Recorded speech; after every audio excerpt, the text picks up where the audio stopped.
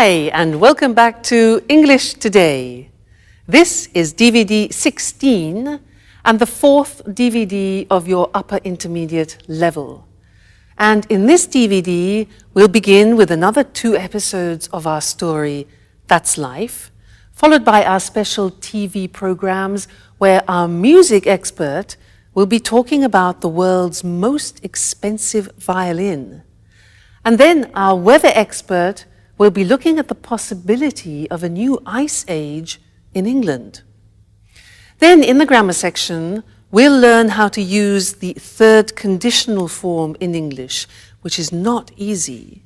And then we'll be looking at how to make sentences using the verb wish to express a regret. So enjoy yourselves. Good morning, Sarah. Have you seen what a beautiful day it is? How about a walk in the countryside and then we can relax by the pool? I don't really feel like going out. I'd rather stay in and read. Oh, come on, Sarah. Don't be your usual antisocial self. Let's have some fun together. Why don't we play a trick on the guys who are still asleep? We could wake them up with a nice bucket of cold water. What a stupid trick. Nothing's changed, but I still love you truly. Beautiful girl with brown eyes, dusting away my heart's sighs. That's all we needed. Oh, you don't understand, Sarah. This is poetry. This is the story of a secret love. Poetry, love, tricks. Enough of this nonsense. If I'd known you were all going to be so amusing, I never would have organized this reunion.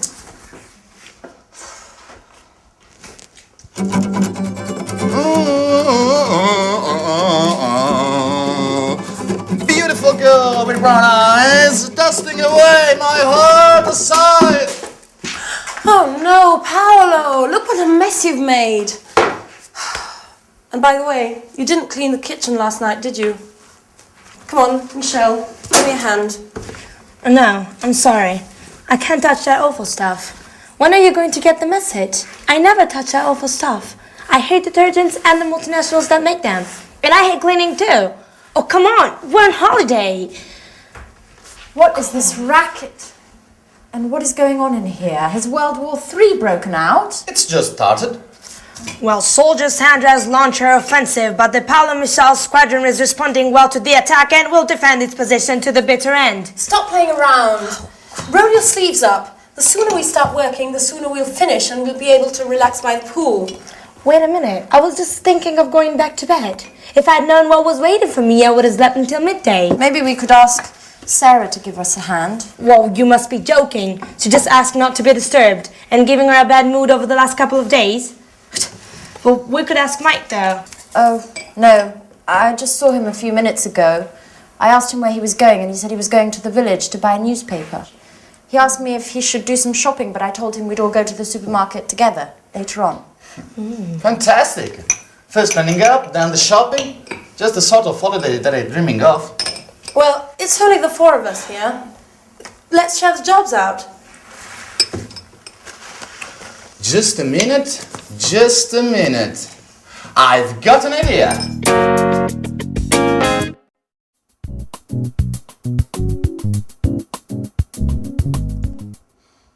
How about you and Anne having a cleaning competition timed in here? You clear one part and you the other. Yes, and I can keep the time. And Paolo provides some beautiful background music. At the end, we'll see who's been the fastest. And, of course, which part of the kitchen shines the most. I think it's a great idea. You and Anne are always arguing about who's the best at doing things. Oh, this could be the right moment to show off your domestic skills. And the winner will be crowned Queen of Housewives. What do you think? Well, it's an unusual idea. It's very original, but I'm not sure. Oh, come on, Anne. Why not? It'd be interesting. Okay, you've convinced me. Shall we start? Great! So, Sandra, you clean the sink, the cooker, and this part of the floor. Oh, and you've got the oven, the table, and this other part of the floor. Okay. Okay? Ready, get set, go! Sponge in hand. Sandra is cleaning the taps while Anne is intently sweeping the floor. Now Sandra is spraying detergent onto the cooking rings and starting on the table. Time is passing by. Another contestant is showing signs of fatigue. The race is open and nothing is separating the two cleaners. Those college days were so long ago. You were so clever, so beautiful too. But I never forgotten you. Nothing's changed. I still try love you. Beautiful girl with brown eyes, dusting away my heart sighs. Finished? Incredible! You both finished at exactly the same time. Come on, Michelle. We need to decide which is the cleanest part.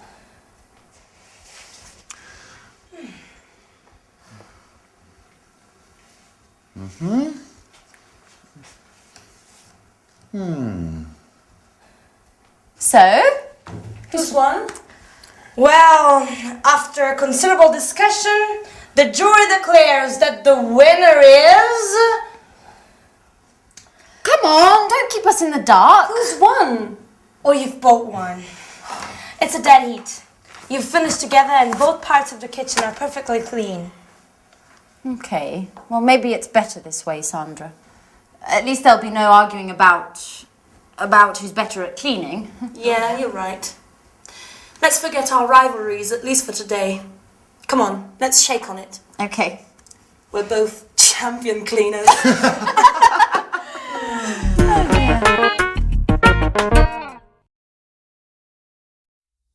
A cleaning competition. Now that's an interesting concept. Could only be invented by Anne. Now that is something where I would definitely lose. Cleaning competition, no way. What about you? Anyway, that last episode was great because it helps me introduce to you one of the most difficult grammatical forms in the English language, which is called the third conditional. We have three conditionals in English. 1, 2, 3. The first, let me give you an example. If I see him, I'll tell him. That's number 1. If I saw him, I would tell him. That's number 2. Number 3 is what we're going to look at now. If I had seen him, I would have told him. Sounds terrible, doesn't it? Too much grammar. But last lesson was useful because we learned the first part of the third conditional, which is the past perfect. They used it in the episode. It was Sarah. She said, if I had known you were all going to be so amusing, I would never have organized this reunion. Now that's a good example, and it's difficult. We often use the third conditional when we talk about a regret. Let me give you an example. I saw a beautiful house. It was quite expensive, but I liked it. I needed time to think about it. And I didn't buy it immediately. And then somebody else bought it. So I think, oh, if I had bought that house, I would have been so happy. So that's expressing a regret. So let's go to the screen and see how it's constructed, because it's really not easy. It takes time to be fluent in the third conditional. The grammar is this. If, because if describes a hypothetical situation. Now, when you're talking about the third conditional, it's an unreal, it's an impossible situation because you can't change it anymore. So we start with if, then the past perfect, which we learned last lesson. Then we use would which we also use in the second conditional, followed by have, the infinitive, and then followed by the past participle. So let's see how that works. If I hadn't gone, past perfect, to the party, I would have gone to bed early.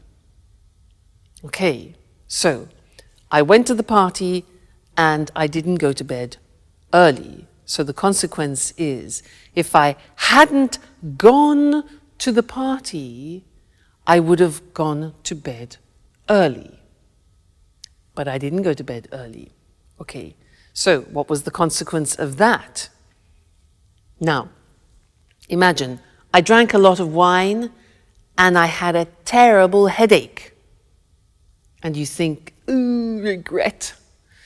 If I hadn't drunk, past perfect negative, if I hadn't drunk so much wine, I wouldn't have had such a bad headache yesterday.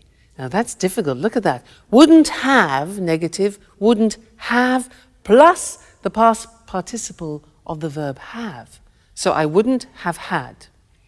Now this is not easy. It will take time for you to use fluently. You have to keep practicing it. Practice it in the toilet, in the bath, when you're walking down the street. Okay. Another example. Now, I didn't set the alarm, so I woke up late. If I had remembered to set the alarm, I wouldn't have woken, past participle, up late. If I had remembered to set the alarm, I wouldn't have woken up late. Seems difficult, doesn't it? Takes practice. Another example. I missed the bus. I didn't get up. The bus went without me. So third conditional. If I had got up earlier, I would have caught the bus. If I had got up earlier, I would have caught the bus. Impossible situation, can't change it. If I hadn't been late for work because I missed the bus, so I was late for work, my boss wouldn't have been so annoyed. Wouldn't have been, you notice be in the past participle, been so annoyed. And the last one, well, we lost the contract because I went to the party, I drank too much wine and I missed the bus. Everything was late. So if I hadn't gone to the party, we wouldn't have lost the contract. If I hadn't gone to that party, we wouldn't have lost the contract. Okay? Terrible consequences of my irresponsible behavior. So that's the third conditional. Please don't worry, it is difficult, probably one of the most difficult things in the language, and it takes time to get fluent in it. But just keep practicing. Just take a phrase and say it to yourself often. Like, if I hadn't done that, if I had studied more, I would have passed the exam. As an example. If I had studied more, I would have passed the exam. All right? So, happy practicing. Bye.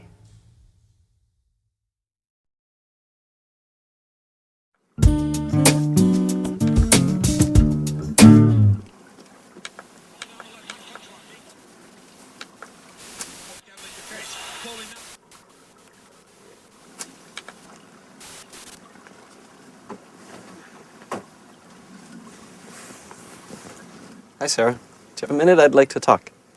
Sure. Well, I'd like to apologize for the other evening.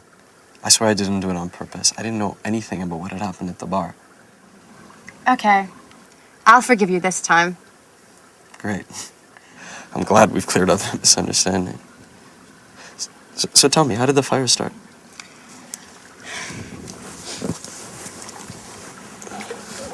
I don't really know. The lighting system had been checked 2 days earlier by the electrician, and the sprinkler system was working fine too. It had just been installed, but it didn't work. How's that possible? I don't really know. Someone must have thrown a cigarette on the curtains, which caught fire straight away. The whole pub burned down in a few hours. The fire brigade couldn't save the place. It all went up in flames. I wish I'd been more careful. I wished I'd checked everything more carefully. But it's not your fault, Sarah. How could you have prevented the fire? Come on, you've got to pull yourself out of this. You can't spend your whole life thinking about your problems. You used to be such a fun person. Life changes us, Mike. We've all changed since our university days. Sure. But I'd like to help you find your old enthusiasm again.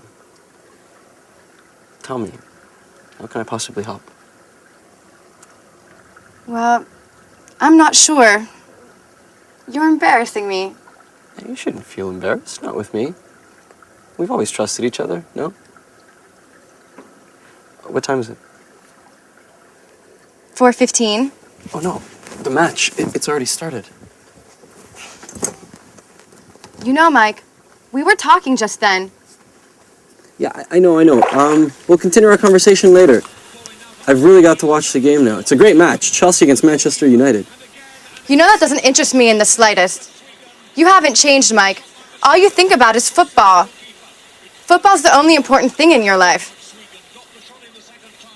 You're exaggerating now, Sarah. And you don't understand anything. All you care about is football. Maybe if I wore a Manchester United shirt, you'd pay me more attention. What did you say?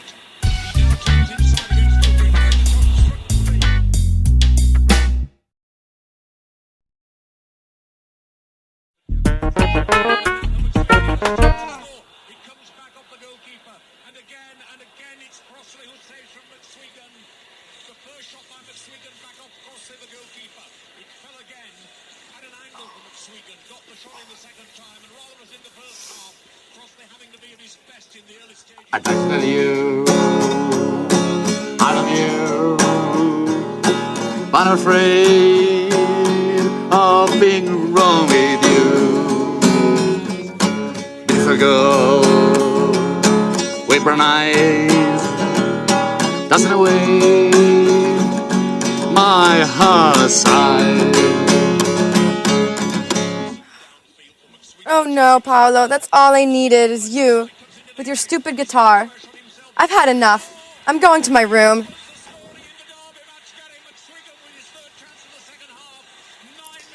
What's wrong with her? I don't think my song's that bad. What do you think, Mike? I'd like to tell you I love you. Paolo, can I watch the game in peace and quiet? I love you. That's enough. I'm gonna go watch this somewhere else. I can't believe it. They're all mad here. I'd like to tell you I love you, but I'm afraid of being wrong. Beautiful girl with brown eyes, that's in a way my heart sighs. Oh, and at last someone who appreciates my talent. I knew you were an expert in music. That song, Paolo, what does it mean? Oh, I wrote it. Thanks to Mike that gave me the inspiration. You like it? Oh no. Mike? Yeah? That's not possible. I don't believe it. Unbelievable! They are all mad in this house. Beautiful girl with brown eyes, that's in a way my heart sighs. Hello again and welcome back for some more English language. And this lesson is a continuation of what we started in the last lesson where we learnt the third conditional. if I had known, I wouldn't have gone, where we are expressing a form of regret. And in fact, in this lesson, I want to show you another form of regret, which is very common in English. And in the last episode, you had a very good example of poor Sarah, who is expressing her regrets. She said, I wish I had been more careful. I wish I had checked everything more carefully, you know, when the pub burnt down. So she starts the sentence with, I wish, and that's her desire. A desire that she would like to have fulfilled. It's too late. So we use wish to express desires like that. Let me give you an example in the present tense. I can say, I'm fat, and I have a desire which is to become thinner. So I would say, I wish I were thinner. Let's look at the screen and I'll help you with this, because we can use wish in the present and also in the past, so the grammar form changes. Let's first look at how we use it in the present. I say I'm fat, I'm overweight. All right, so my wish is, I wish I were thinner. Now, this is very interesting because it's an example of the subjunctive in English. Now, the subjunctive has disappeared from the language, but only in this case do we use it. We don't say, I wish I was, but I wish I were thinner. Okay, so an important exception, that. Another example is, I don't know how to cook, and I have a desire, a wish to change that. So I could say, I wish I knew how to cook. Notice that the verb know goes into the past, simple past. I wish I knew how to cook. She can't speak another language. So the girl can't speak another language. She has a desire. She says she wishes she could speak another language.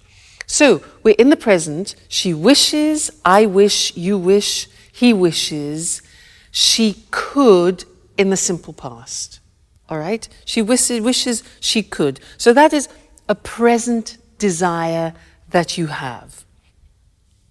If, in the case of Sarah, your desire is in the past, which often becomes then a regret, the grammatical form changes. Have a look.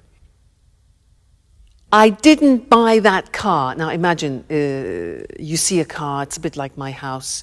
You see a car and you don't buy it, and then you regret it.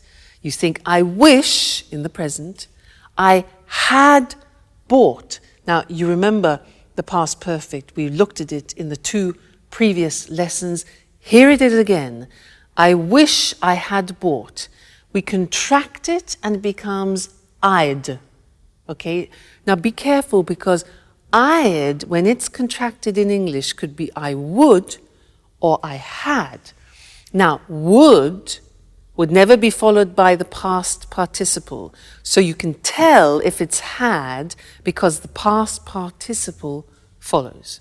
All right? So I wish I'd bought it. All right? Another example. She spent so much money last year, and now she's got problems. So she wishes she hadn't spent so much money. All right, past perfect. He didn't come to the performance, that's the situation. His desire in the past.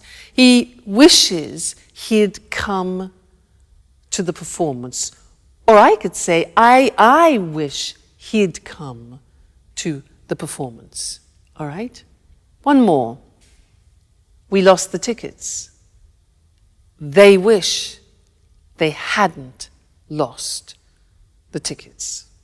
Okay? So that is an important verb, wish. It's important because often we want to express our desires both in the present, I wish I were thinner, and also in the past, I wish I had studied more languages. All right, so when you want to use wish, think, is it present, Is it past? And then choose the correct grammar form. Great. So I wish I had met you earlier. We could have done a lot of language together. But I look forward to seeing you next lesson. Okay? Bye. Good morning and welcome to this week's edition of Music World. And welcome to Tony Moore, our music expert. Hello, Lucy. And good morning to all our music fans. Well, Tony, on May 16th, 2006, a Stradivari violin was sold at auction in New York for $3.5 million. The Christian hammer violin, as it's called, had become the world's most expensive musical instrument. So why is this violin so special? Well, this violin was made in 1707 by Antonio Stradivari in the family workshop in Cremona, near Milan in northern Italy.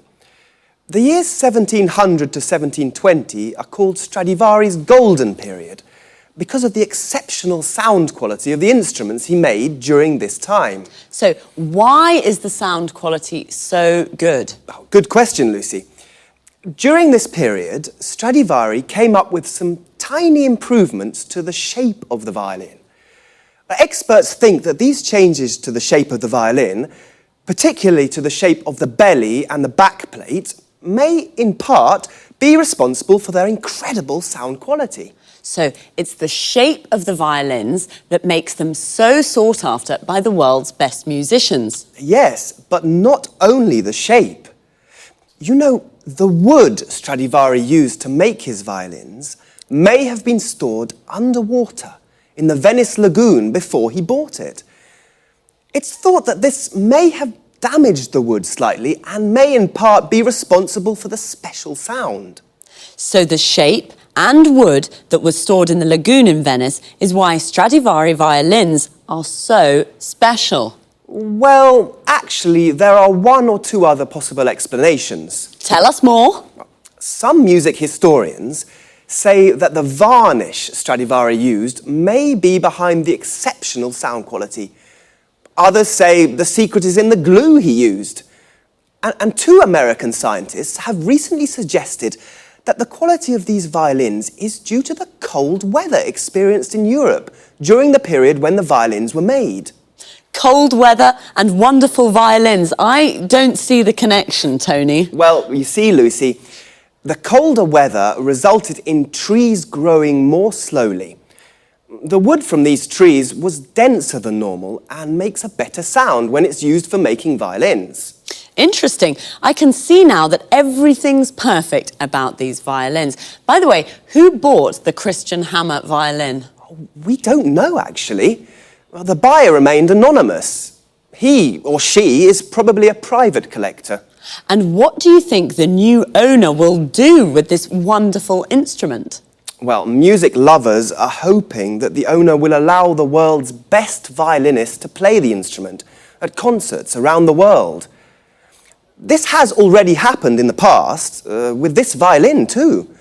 Its previous owner allowed Yehudi Menuhin to play the Christian hammer 15 times. So we'll be able to listen to its glorious sound again. Well, Tony, thanks for a fascinating programme. Goodbye. Goodbye. And of course, goodbye to all music lovers. We'll meet again soon for another edition of Music World. Wow, I never thought a violin could be so expensive. Of course, we're talking about a very special violin. The violin is what we call a string instrument. A violinist is a musician who plays the violin and he or she uses a bow. A bow is a long wooden rod with horsehairs used for playing string instruments. The violin we spoke about today was sold at an auction for a lot of money. An auction is a public sale, a place where people bid against each other to buy something. To bid means to offer a price. You can buy almost anything at an auction: houses, furniture, paintings, instruments. The buyer of this Stradivari violin remained anonymous. To remain anonymous means to keep your identity secret. The owner of the Stradivari is probably a private collector. A private collector is a person who collects things for their own enjoyment. The Stradivari was made in a workshop. A workshop is a place where craftsmen make things. A craftsman is like an artisan. Well, as we heard, it's a violin with incredible sound quality. The quality of the sound is excellent. One reason could be its shape. The shape of something is its physical form. The belly of the violin is the part under the strings. We also have bellies. Your belly is this part of our body, and the back plate of the violin is the part at the back. Again, we also have backs. Your back is this part of your body. So, it's one of the most sought-after instruments in the world. If something is sought after, it means many people would like to have it. Well, I'd like to have the $3.5 million. That's all we have time for this week. Take care, and I'll see you again soon. Good morning. Welcome to this week's edition of Climate Change. In the studio with me is our expert, Susan Furley. Hello, Eric, and good morning, everyone. Well, Susan, let's talk about the weather in Scotland today. You know, I'm planning to visit the West Coast this summer, and I really don't know what kind of clothes to take with me. It's cold there, isn't it? Not really. Take your swimming costume, a beach towel, and some suntan cream. You're joking, aren't you? Not at all. The west coast of Scotland has beautiful islands and lochs and gardens full of tropical plants. Really? Yes, they're full of tropical plants. Tropical plants in Scotland. How is that possible? It's thanks to the Gulf Stream. You know, it's one of the world's most important ocean currents. It carries large amounts of warm seawater from the Caribbean Sea to the northwest of Europe. This warm water brings about an increase in the temperature here of about 9 degrees centigrade. Without it, the weather in Great Britain would be a lot colder. I thought it was cold. So, the west coast of Scotland is a tropical paradise? That's fantastic. Well, let's not exaggerate. There are tropical plants, but it's not exactly like the Caribbean, though the winters are very mild here. At least, they are for the moment. Since 1950, scientists have noticed that the flows of cold water in the North Atlantic that are associated with the Gulf Stream have decreased by 20%. We're not talking about the Gulf Stream here, but this change could slow down the Gulf Stream itself. And what's behind this change in the North Atlantic? Well, the water in the world's oceans and seas is constantly moving. The speed and direction of these movements of water are controlled by different factors, such as the shape of the ocean floor, the salinity of the water, and the Earth's rotation. Well, scientists have noticed that the ice sheets of the North Pole and Greenland are melting due to the greenhouse effect. This is reducing the salinity of the water in the North Atlantic and is reducing the flows of cold water that help the Gulf Stream bring warm water to Western Europe. So, are you saying that the seawater and the temperature in Great Britain could become colder? Yes. This has already happened in the past. Scientists have discovered that the Gulf Stream slowed down or maybe even stopped completely about 11,000 years ago. This brought about a fall in the temperatures in Northern Europe of 5 degrees. And could the same thing happen again now? Yes. Scientists fear that a knock-on effect of the salinity reduction may be the slowing down of the Gulf Stream again. And what would the effects of this be? The worst predictions suggest there could be a new ice age in Great Britain. Wow, that sounds frightening. Well, perhaps Great Britain will become a new center for the winter sports. Perhaps the Winter Olympic Games will take place in Scotland. We'll have to wait and see. Thanks to Susan Furley. Goodbye, Eric. Goodbye, Susan. And goodbye, everyone. Well, apparently I should take my swimming costume and beach towel and some suntan cream to Scotland. A swimming costume is what we wear to go swimming. A towel is what we use to dry ourselves. and a beach towel is a big towel for the beach. Suntan cream, sometimes called suntan lotion, is the cream we use to protect ourselves from the sun. I thought Scotland was a cold country, but actually the winters are even very mild. Mild means not very cold. Susan explained that this is thanks to the Gulf Stream, which is an important ocean current. An ocean current is a movement of seawater. Seawater is a compound noun that means the water of the sea. The Gulf Stream brings warm seawater from the Caribbean, and this brings about an increase in temperature. To bring about is a phrasal verb. It means to make something happen. But the flows of cold water have decreased. When water moves, we say it flows. So a flow of cold water is the movement of cold water. The Gulf Stream could slow down. To slow down means to become slower. What is behind these changes? This means, what is the reason for these changes? Well, the ice sheets in the North Pole are melting. An ice sheet is a layer of ice, also a compound noun. When ice melts, it becomes water. This is a reducing the salinity of the water. The salinity is the amount of salt it contains. It is also reducing the flows of cold water that helps the Gulf Stream bring warm water to Europe. This could bring about a fall in temperature. A fall is a decrease. We call this is a knock-on effect. A knock-on effect is an effect of something happening. We've run out of time again, so I'll say goodbye and see you soon. Now let's watch the whole episode together. Watch the subtitles carefully because the language points that we studied together are highlighted. All right? Enjoy your viewing.